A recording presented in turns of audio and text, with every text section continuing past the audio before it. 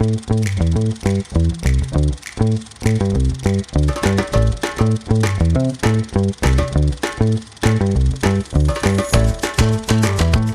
everybody and welcome to another episode of Kev's Movie Corner. I'm Kev. This week we are talking about the 2019 teen horror flick, I don't know what you want to call it, Countdown.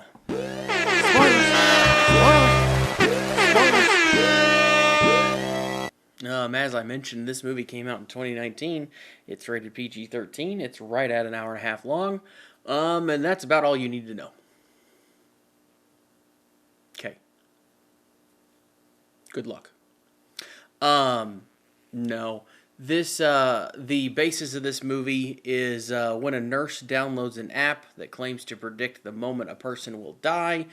It tells her she only has 3 days to live. With the clock ticking and a figure haunting her, she must find a way to save her life before time runs out. That is a better synopsis than some of the bigger blockbuster films we've had in this show on this podcast, which makes me wonder who writes these and how they decide what they're going to write. But anyway,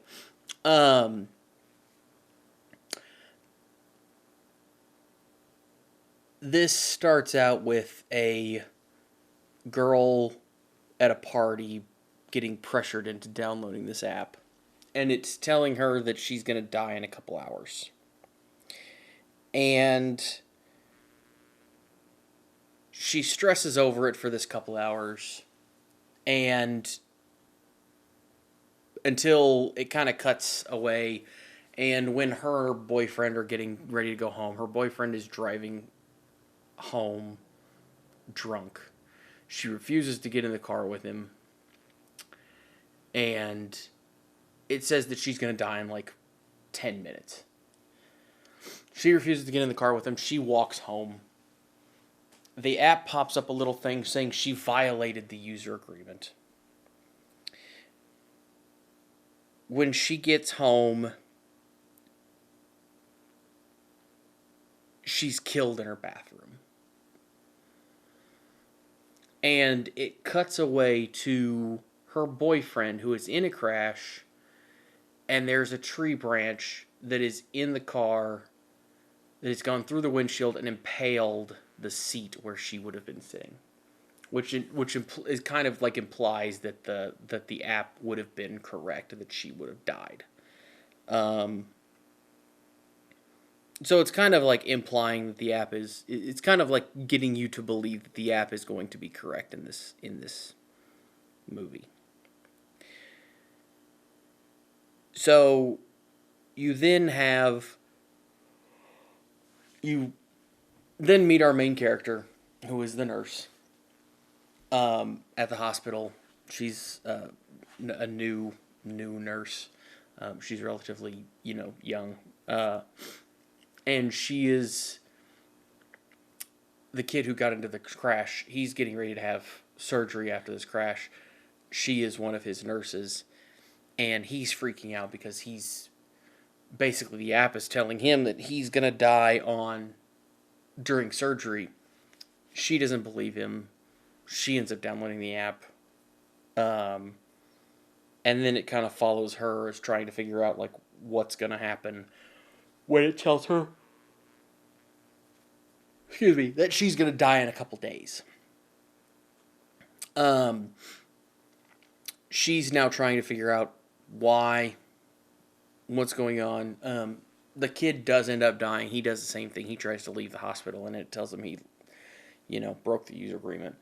And when he tries to leave, he gets stalked by a figure, which you see kind of in a couple different forms, almost like a demon-type figure. And he ends up dying in the hospital. And the nurse, Quinn, is the character's name. Elizabeth Lail, I believe is how you pronounce her last name, is who plays her. She ends up finding his phone when he died, and the countdown thing says 0, so she starts believing that this is actually happening.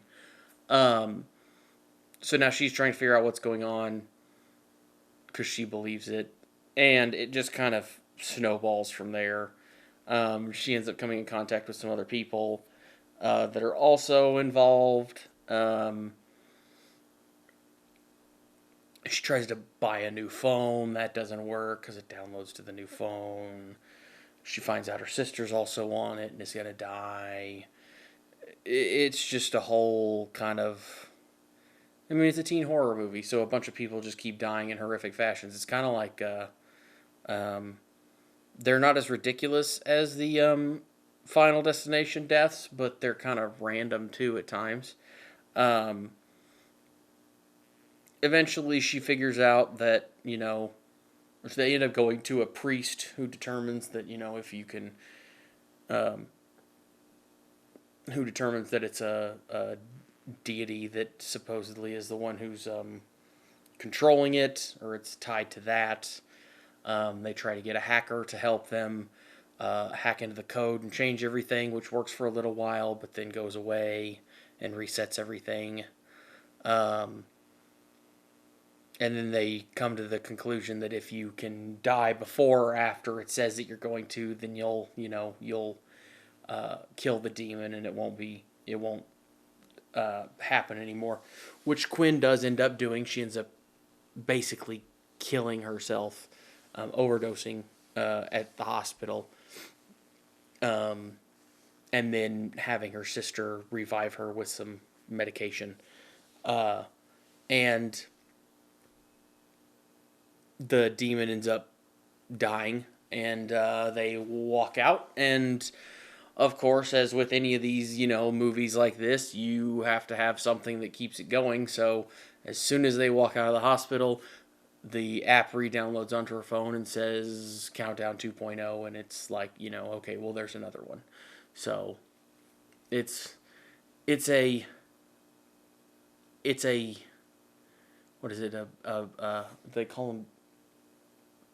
It's gonna be kind of mean, but it's a B horror film is what it is. It's one of those, like, it's not a high quality horror film. It had a budget of $6.5 million. Like, it's not a high quality movie. It's okay. It's an hour and a half of your life. It's not great. It did not do well with critics. But it did gross $48 million, which is not that well either. But, I mean, based on what it cost, I guess they made money, so that's good. So, good for them for making money, but it's... it did fine. They spent under $15 million promoting the film, which is pretty crazy.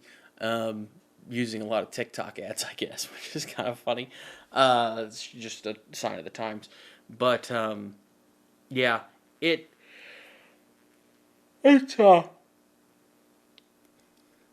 fine.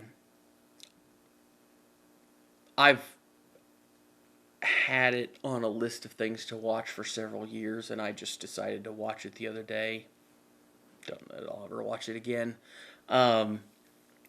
Would I tell you to watch it? I mean, I just gave you the whole,